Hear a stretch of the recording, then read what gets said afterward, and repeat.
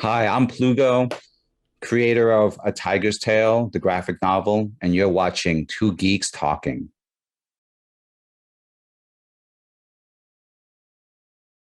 Good morning, afternoon, evening, everyone. Two Geeks Talking is an entertainment industry interview show where we interview the creative people from the comic, film, TV, movie, and video game industries. And of course, I'm your host, Kurt Sasso. We're joined today by a very talented, not only martial artist, but an artistic and creative person in his own right. Found his work through, of course, Twitter, as I normally do when it comes to the creative process. And I loved the art style. I loved his style of drawing, multiple drawings that he's done in the past as well, too. But I'll let him talk about exactly what we're going to talk about. We are joined today by the ever-talented Patrick Lugo. How are you doing today, Patrick? I'm doing well, Kurt. Thank you for having me. It's a real pleasure. It's a pleasure having you on. I like I've gushed earlier. I love what you're doing with not only bringing philosophy and art to a new generation, but also bringing worthwhile stories from the various martial artists that you've connected with in the past as well too. But for those that don't know anything about A Tiger's Tale, which is what we're talking about today, tell us what it's all about. Well, A Tiger's Tale is a middle grade graphic novel that I've spent decades devoted to. That hasn't kept me from doing other projects, but this thing has been with me for a long time. Imagine the Jungle Book meets Kung Fu, right? But it's not just talking animals and fight scenes, right? I really wanted to go deeper than that and explore a lot of the martial arts and Eastern philosophy folklore through a lens of like the oral tradition that my career just, put me in a position to be exposed to. The log line is something to the effect of Khan, the Prince of Tigers, grows jealous of his adopted human brothers. His jealousy leads to some mistakes that throw the whole balance of the world out of whack. And so then he has to, after spending some time in exile, he's got to go on a quest to reunite with his brothers and do the bidding of the Court of Dragons to, set right what was thrown off balance. It's amazing to see how lost the oral traditions are these days when it comes to everyone's focus on technology, and especially with folklore and with religion and everything like that are meant to tell a story, not to simply preach. Why is philosophy and this comic book so important to you? As a youngster, I was engaged in Zen meditation while my high school classmates were out, having ragers.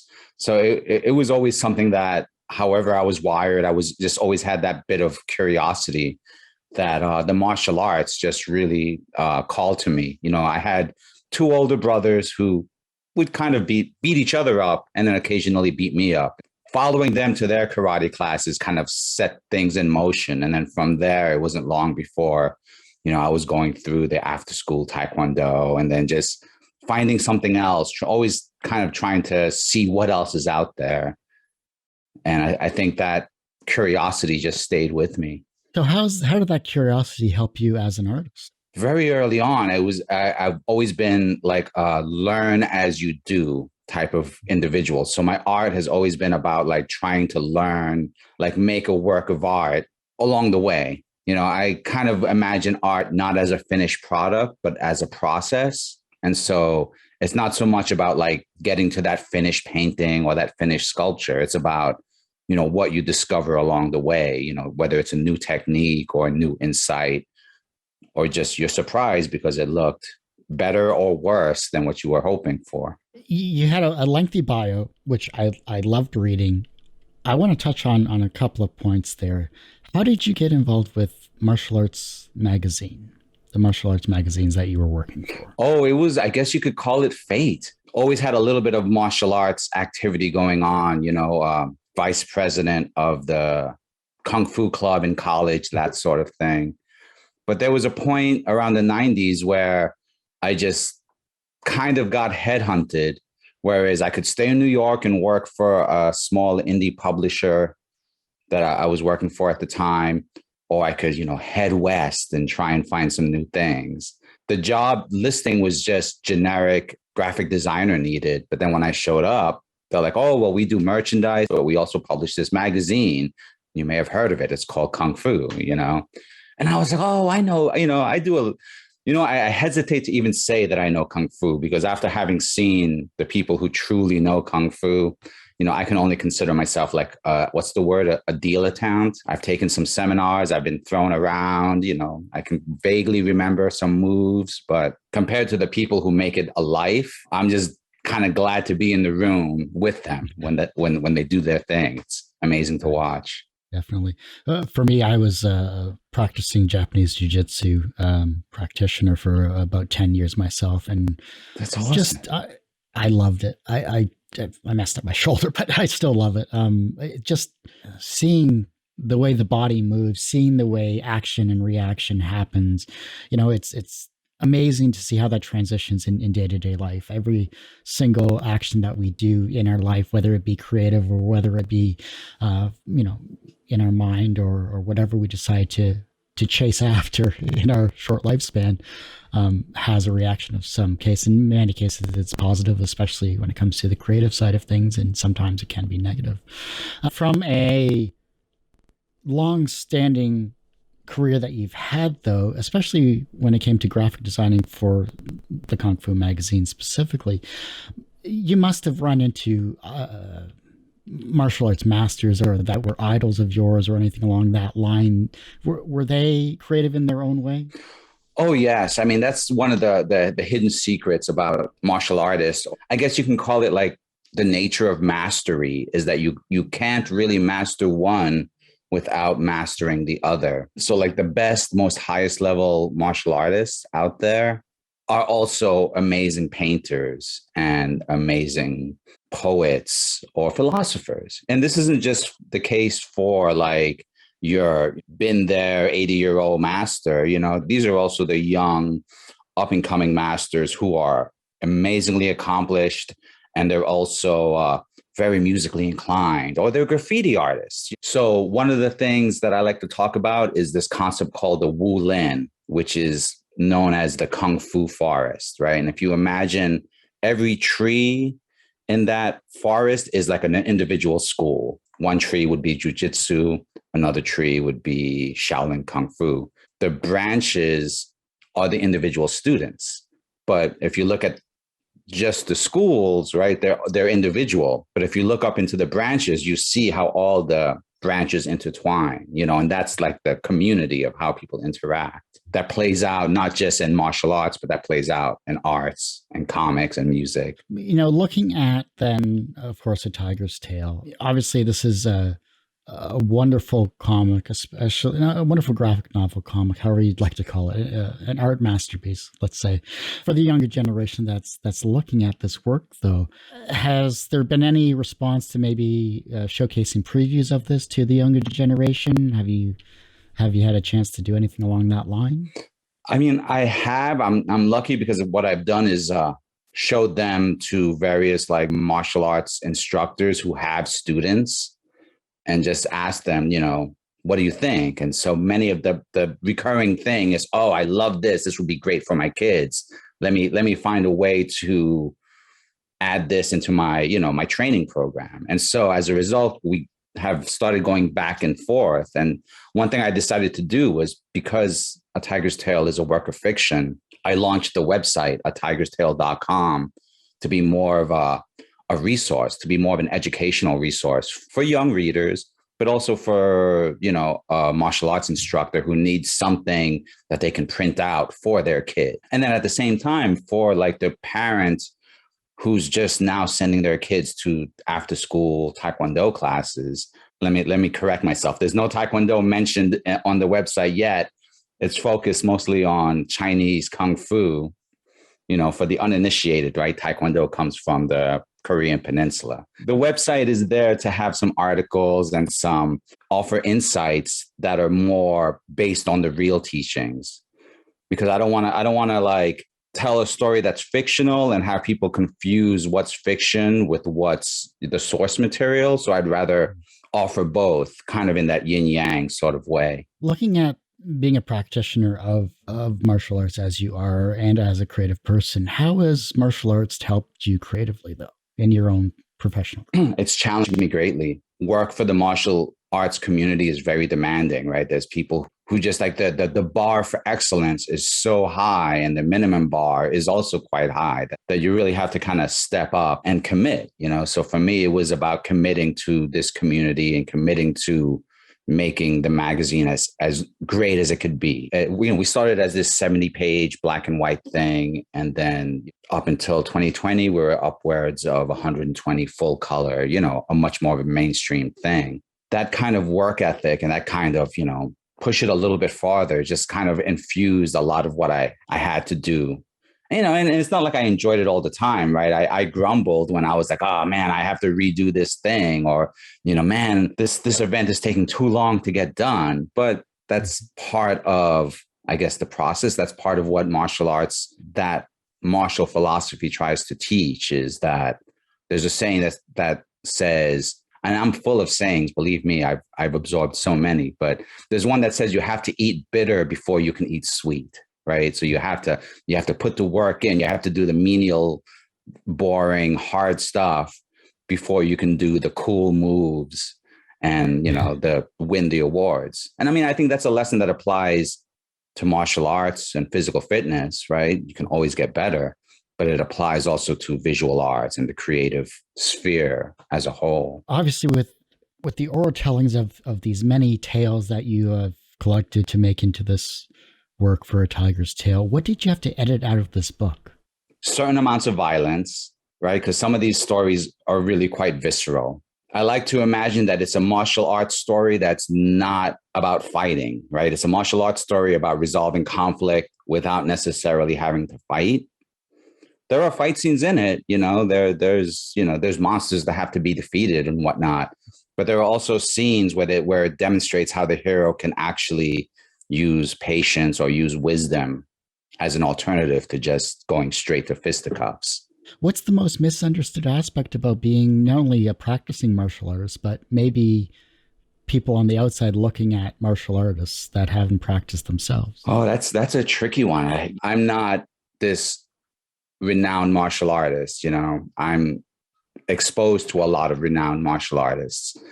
So I think there's a thing where people maybe kind of get a little bit enamored with some of the mystique behind it, you know, like I can knock this person out with one punch, right? Or I can do whatever, a 360-degree aerial kick, or, you know, these benchmarks, you know. But when you start talking about or talking with the martial artists who have made it a real lifestyle, you know, who are put the work in. I admit I'm a little on the lazier side, so I don't put as much work in. I've got a dog to walk. I've got pages I want to draw, you know. So, and there have been times when I've tried to draw while in horse stance, and that is freaking tough. So there's only so much I'll do on that sense. But then when I see those people who are just 110% devoted to it, I mean, that is something just fortunate to be next to. They can still be quirky. People are still people. So it's not like excellence in this one sphere guarantees that this person is an enlightened master.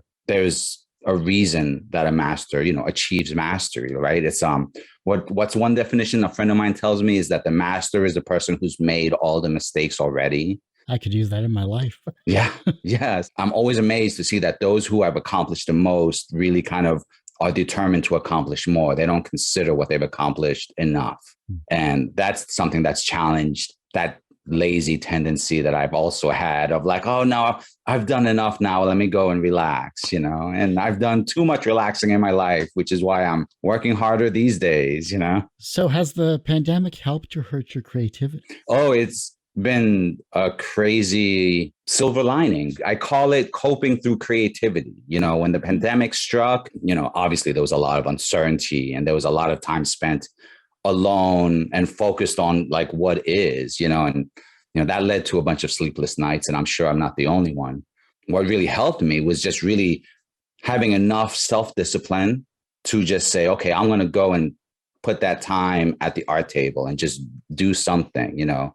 I might be sitting in the dark because I can't sleep, but let me at least sit there with a sketchbook and see what comes up, And so my creative output skyrocketed over the pandemic. I mean, part of that was also not needing to commute an hour to get to and from an office. So all of a sudden that time could be spent at the drawing table. And thus, you have amazing projects and you've continued an amazing career as well, too. When was the first time you learned that language had power? Now this is a question that's really fascinating. I feel like it's been something I learned very early on, right? I grew up in a bilingual household where my parents spoke predominantly Spanish, but they encouraged us to focus on English. We had to have English as a language that was very clear. Working within that difference really kind of made me aware of how the difference between what's said and what's meant kind of stayed with me. And then as I learned to reading comics, just that whole second level of like the story being conveyed through dialogue and the effectiveness of communication with words, but also unspoken words. I was a very late speaker as a child. So I have distinct memories of older people trying to encourage me to speak. And so it took time to really kind of get past those insecurities to really learn about articulating or communicating outside of like the specifics of words used. Being an artist, being a creative person, how has the visual art of language helped you? Oh, in so many ways. I mean, I've been able to I've done some traveling, did some volunteer work in West Africa for a summer. And that was a huge eye-opening experience for a young me. And having that sketchbook to just be able to draw person's likeness, even vaguely sketched out, was such a way to bridge the gap. I mean, that was a little trick that really helped me get far working with a lot of the non-speaking martial arts masters from China and abroad. We had a translator to take care of the business, but I could kind of break the ice and try and get more of a connection with them by sitting there and sketching a quick sketch of their face while they were talking. And then, I could tear it out and hand it to them. And that could just build a rapport that kind of transcended the language barrier, but allowed for communication to happen. I think visual language is a whole other next level phenomenon that goes beyond just writing. I think that's part of what drew me to graphic design as well.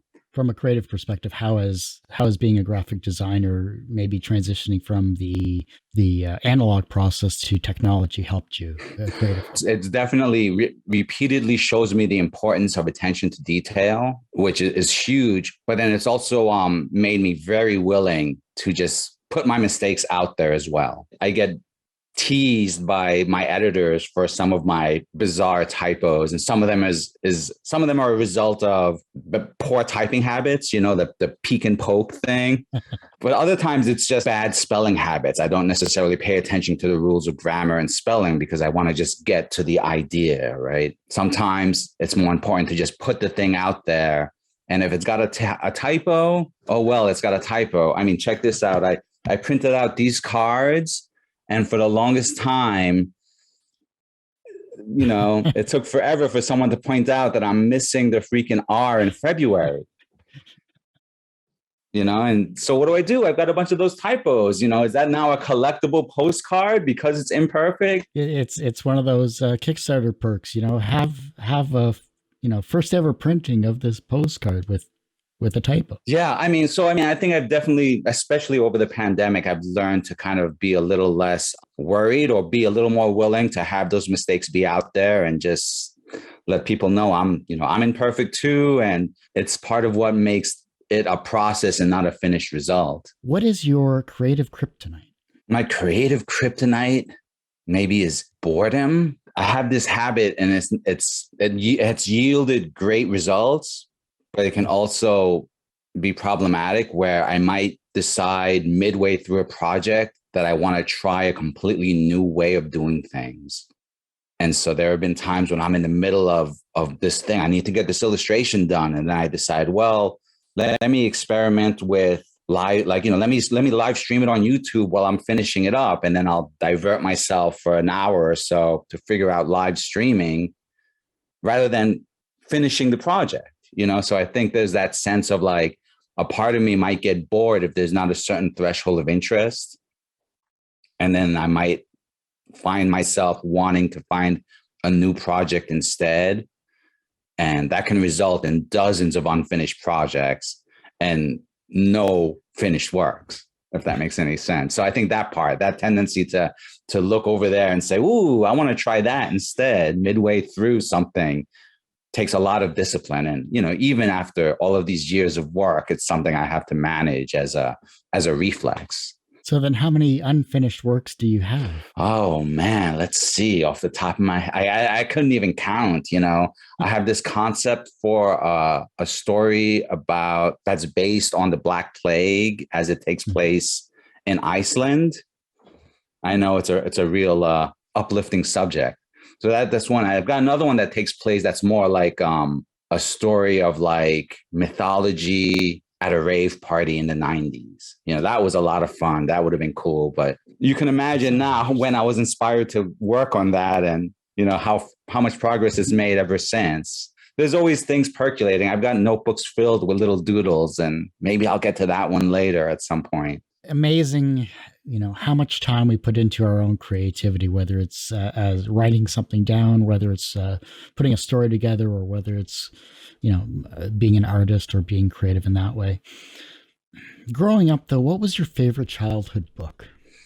My favorite childhood book was, I don't know if there was one. There's a Dr. Seuss book who's, maybe it was the Green Eggs and Ham. But really, it was like a box of comics that I had just acquired from my older brothers.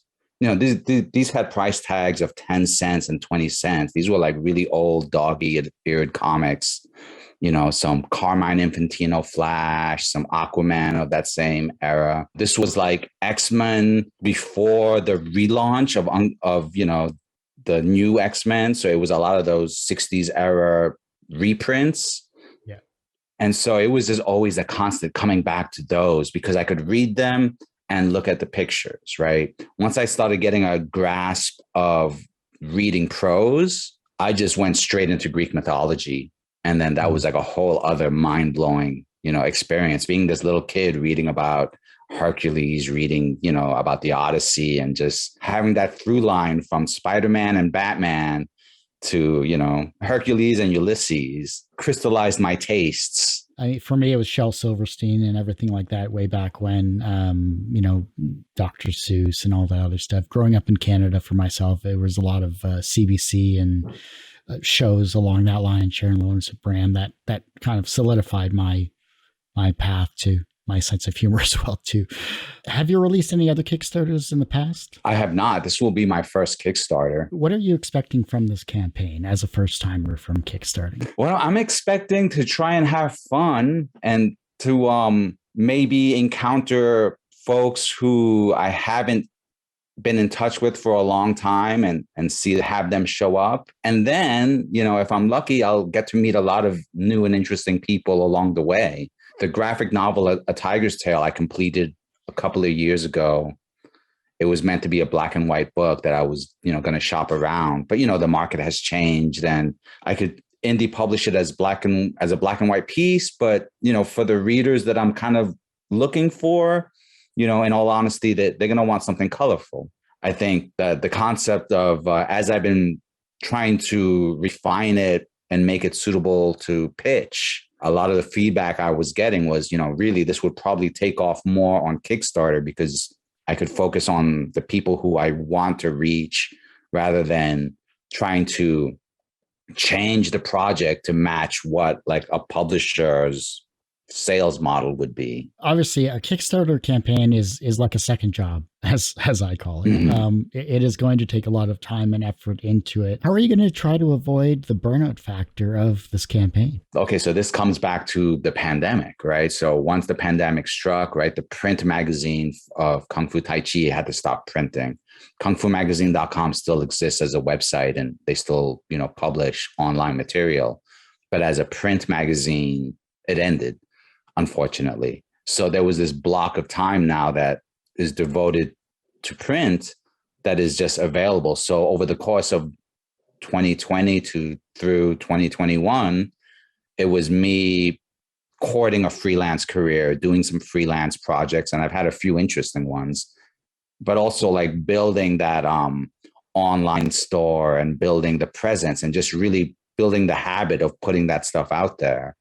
And so now, 2 years into that, right, this will be my third year. My goal is just to shift all of it to be focused on a tiger's tail. So February 1st, if you don't know, is the Chinese New Year. In China, the years are measured, the lunar years are measured by the animal that is in prominence for that year. This coming year, February 1st, begins the year of the tiger. Whatever, 40 plus weeks ago, looking back and seeing that and deciding, you know what? These pieces look like they fit together. So I should just move in that direction, in haste. With that date right on the doorstep, my whole world is oriented towards tiger's tail. Rather than coming up with new designs for my online store, whatever makes an online store will be based on the work that I'm doing for tiger's tail. It's amazing to see how social media really does help in terms, not only in terms of promotion, but in terms of connecting with the masses of people that are interested not only in comics, but martial arts and everything like that. How has social media helped you promote this book? Oh, it's been key. Like the thing with my identity as an artist is that there is some people who like they recognize my work through my work with the Kung Fu community. But outside of the Kung Fu community, I'm relatively obscure. I'm that dude all the way up on the mountain doing his own thing. So social media has been a way to like just share what I'm up to and just really put out those things, like focus more on what I'm passionate about and share that, and then let those who are also passionate about it find it. And then from there, a connection can be built.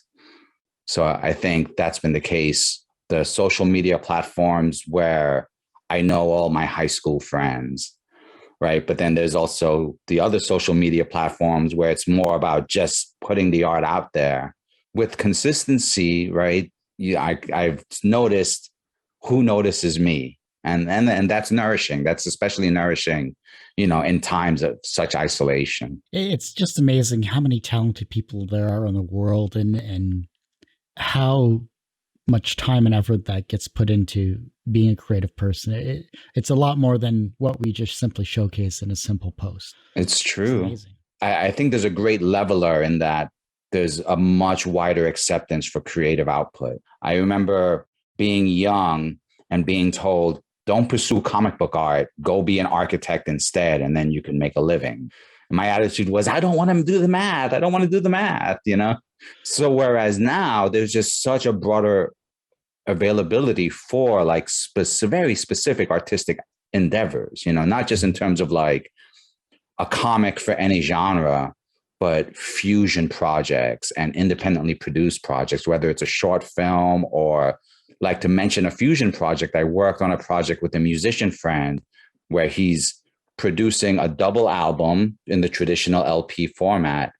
And then he's also publishing an anthology to go with that album so that each song has a little 3-page comic that you could read while you listen to. And that's something that I doubt any record label would really have pursued that. I could think of like Z Comics as doing that sort of thing these days. But for like an individual to just decide that's the best way for their work of art, I mean, that is very much, a phenomenon of the day, I think. And I think that's great. That's amazing. Yeah, it is amazing to see. And you mentioned short films as well, too. I dabbled in producing short films and all that other stuff as well in my past life. And it's just amazing to see the creativity as a whole in the entertainment industry as a whole, whether it's whether you're indie or a pro or whatever. It's as long as you're creating, I think you're bringing people into your genre, your circle, your expertise, And you're just showcasing what you love to do. That's the main thing about being creative. Mm-hmm. If you don't enjoy it, then why are you doing it? Yeah. And you're also increasing like the dialogue, which I think is extremely important, right? Like to my mind, art must happen in dialogue. You know, you can draw for yourself and you can write for yourself and you could lock it away, and that's fine. But for it to kind of be relevant, for it to have life, it needs to be shared and it needs to be engaged. And I think the more people who are creating, then the greater the vocabulary we all have to be able to describe the human condition, but also to be able to like really look at, you know, our own values in terms of what we enjoy, what we don't enjoy, what kind of art speaks to us, what kind of art should be put out there, because, you know, art needs to speak to people in power for the sake of the benefit of all, you know? What is the wisest thing that someone has ever said to you that has stuck with you in your career? Oh, man. Well, I met DC editor Bob Rozakis many years ago when I was, you know, a young artist starting out. And he was looking at my stuff and he expressed appreciation for it. But the one thing he said, which I should have listened to more closely at the time, was that I wasn't spending enough time locked in a cabin just doing the art. You know, like he could tell that, you know, I was young, so I was out in the world a little bit more, and that he kind of suggested that I would have to decide, do I want to lock myself in the room and get artwork done so that I could eventually draw Spider-Man, or do I want to go out into the world and explore other things? I ultimately decided to go out into the world and explore other things, and I kind of put the comics on a bit of a back burner. But those explorations were like so deeply important to the person I became that, you know, I kind of really had no choice. What is one mistake that you'll never, ever do again? I have a sneaking suspicion that I'll mostly repeat mistakes, you know? What's a mistake that I'll never do again? Wow, that's a really challenging question. I'm stumped. You've really got me. I really think that the human condition really has to do with repeated mistakes until you kind of get over it. But then once you're over it, I don't know if you even see it as a mistake anymore. You got me there, Kurt. I'm at a loss. It's the reason why I ask these questions, just to make people think. Oh, they're great. What is one thing that everyone should do once in their lifetime? Travel. Like really try and go as far away from what their baseline culture is as they possibly can, for even a short period of time or a long period of time. And I'm not talking about like, we're going to take a cruise ship to the Pacific Rim and then we're going to stop off at different locations. You know, I'm thinking more along the lines of really trying, you know, leave your culture behind as well as you can and go and try and immerse yourself in a different culture and just try and thrive. I mean, survive, of course, and have a good time if you can. But I mean, there's so many assumptions that we as humans make because we create patterns like constantly, that things that we consider normal, you know, might only be normal in a specific area that we live or within a specific community or class structure. And so that the potential to go out and just really see a different culture and really try and understand the different norms, why such and such is done in a certain way. I think even that little bit just creates such a value for everything else that you experience. What was the first project that you created where you thought, yes, I could do this as a career? When I was in art school, right, State University of New York, I worked for the student newspaper. This is how long ago that this was happening. When the very first Mac appeared, right, the teachers thought it was a fad. They did not want to engage in this newfangled thing called desktop publishing. And so when at that time I was like part of the student government, and, you know, fellow classmates were part of the yearbook and part of the newspaper. And so we all kind of got together and decided that we would write the pitch, bring it to the student government, and have the student government finance the acquisition of 2 Mac classics, a printer, and a scanner, so that we could teach ourselves desktop publishing for the sake of the newspaper without waiting for the school to actually teach us.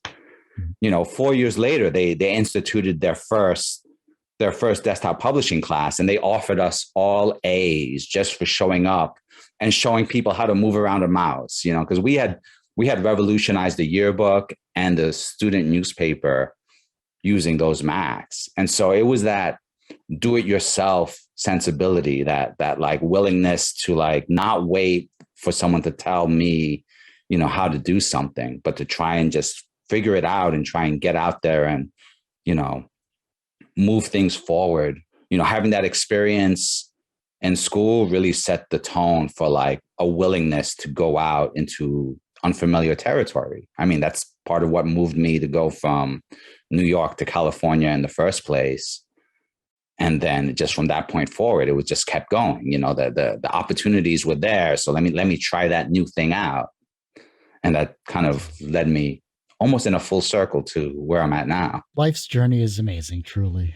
Is there anything that I haven't touched upon besides the social media side of things that you'd like to showcase those that are watching and listening to this interview? I mean, Kurt, your questions are amazing. Like, I feel like I want to sit back with you and have this exact same conversation.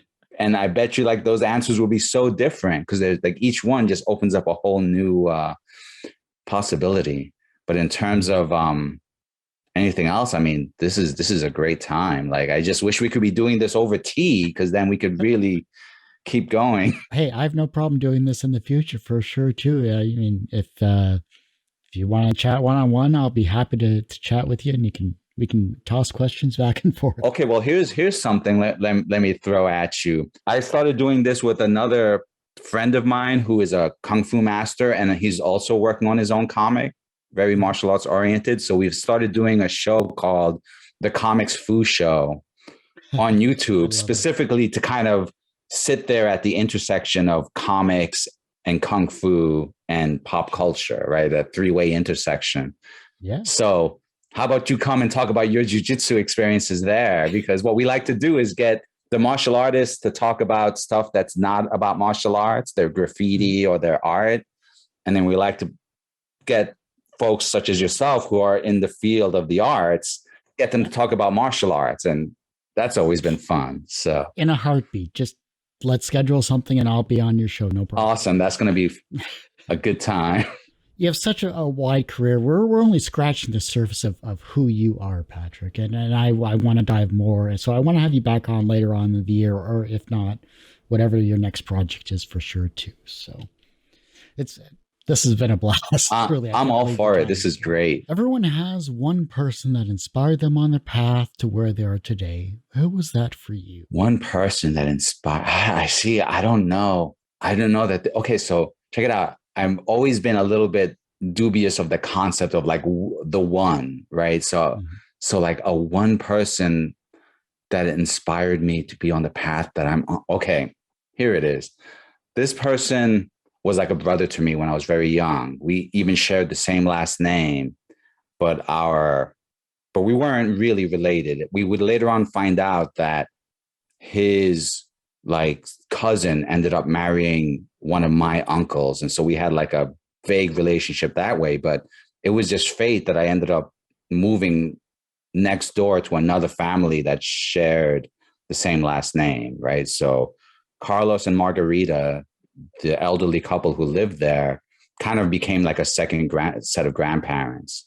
And then their son, Raymond, was an extremely flamboyant young artist in his own right. And so when I was young, we're talking, coming home from school, coming home from kindergarten, it was not a big deal to stop by his house and show that that crepe paper flower that we made in class. And I think it was that individual, Raymond, his ability to really kind of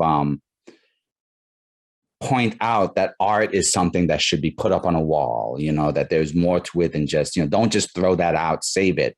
It could be valuable later. You should do more, and so for young Patrick, that was like, those reminders were there from someone that was close enough to the family so that I would listen, but they weren't specifically my family, so that I didn't have that instinct to say, oh, you're just saying that because you're my mom, or that sort of thing.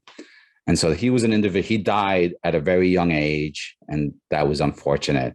But he was someone who just, during that formative time period when, I really started to like decide to express my art or express myself through visual arts, he was a person that always was there to say that that's a thing, that's an option, that you can do that. Those early encouragements really fortified me to take a lot of risks once I was a young man and was able to go out there and try and do things regardless of whether or not they looked like a good idea at the time. From a professional standpoint, you have been a creative person for many years. You have merged martial arts and graphic design, and it has influenced your work professionally, and you've become successful professionally as well.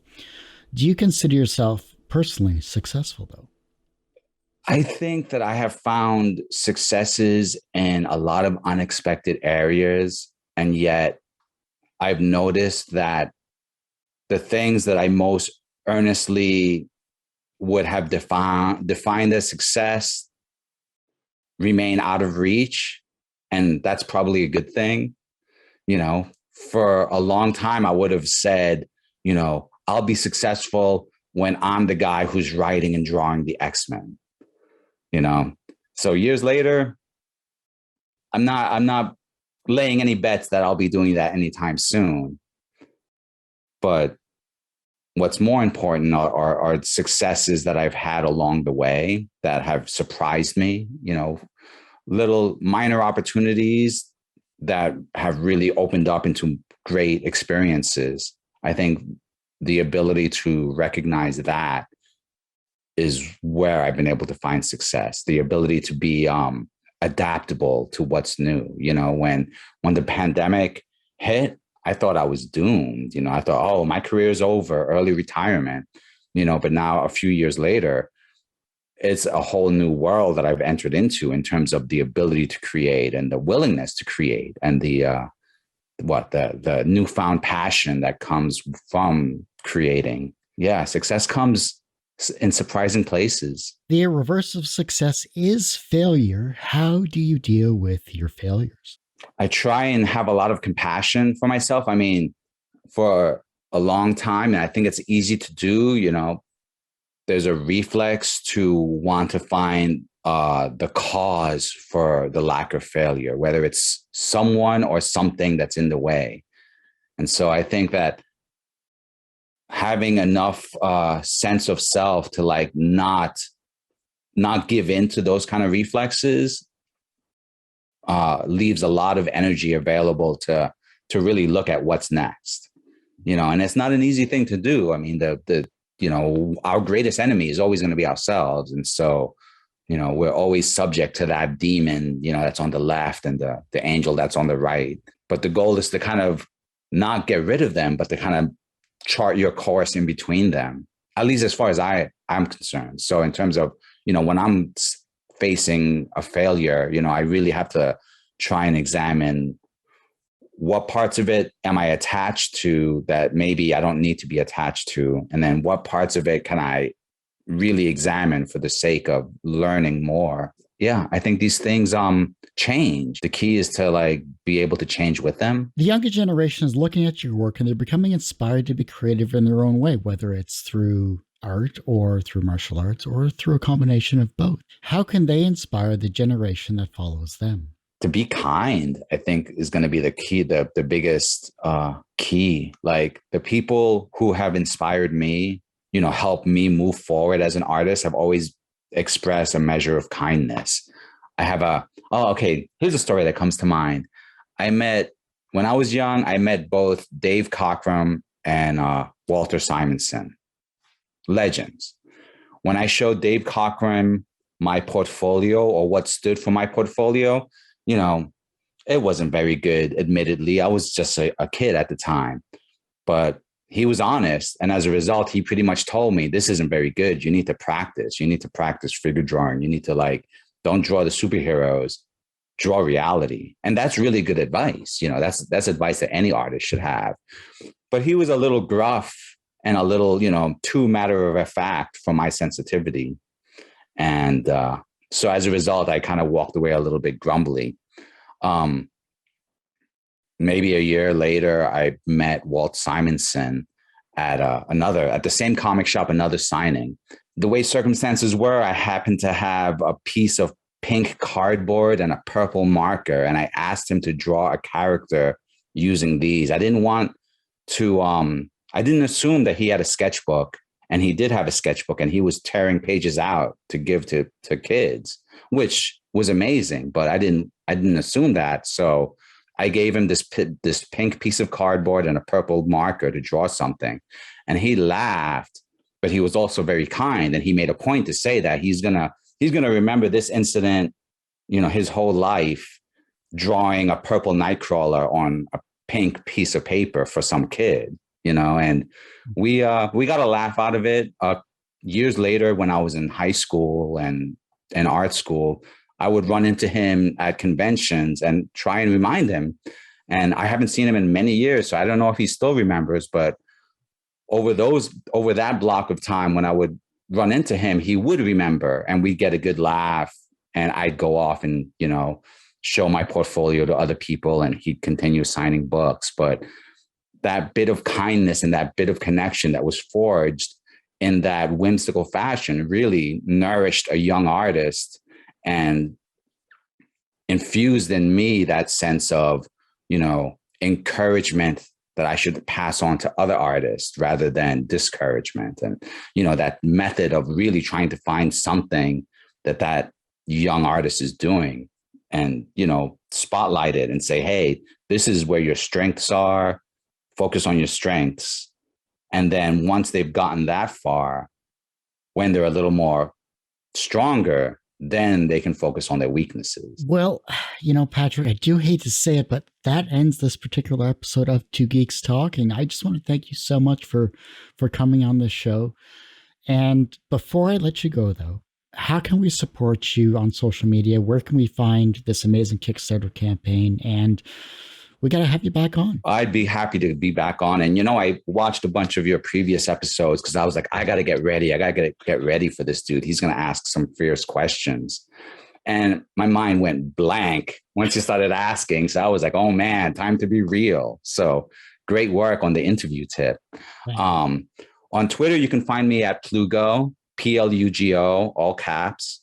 On Instagram and most any place else, you can find me at PLUGO Arts.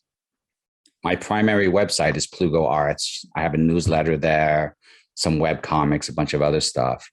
But the real deal thing I want folks to take a look at is A Tiger's Tale, right? So there's atigerstale.com, which is the website that has some comics, some articles. We're going to start posting some videos. I've got a Kung Fu master who's going to share some tiger Kung Fu, which I'm very excited about. But Kickstarter will be found. We'll be launching that February 1st. And if you go to kickstart.atigerstale.com, that should take you straight to the campaign page. That's wonderful.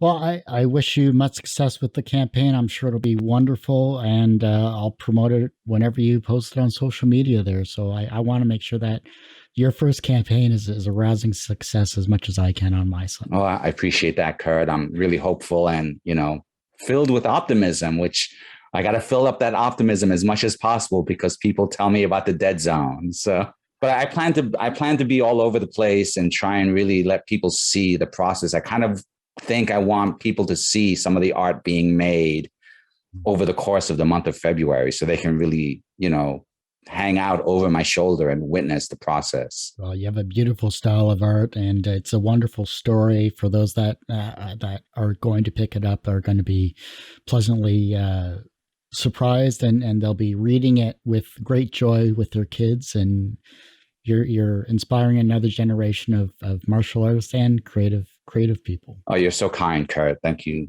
for those kind words. They'll get me through the night, I'm sure. Well, like I said, that ends this particular episode of Two Geeks Talking. I do want to thank Patrick again for coming on the show. And you can find this interview and 1,000 plus others on our website, tgtmedia.com or twogeekstalking.com. And of course, on our YouTube channel, youtube.com/TGTmedia. And as I say every week, everyone has a story to tell. It's up to me to help bring that out. Thanks for listening and watching on Two Geeks Talking.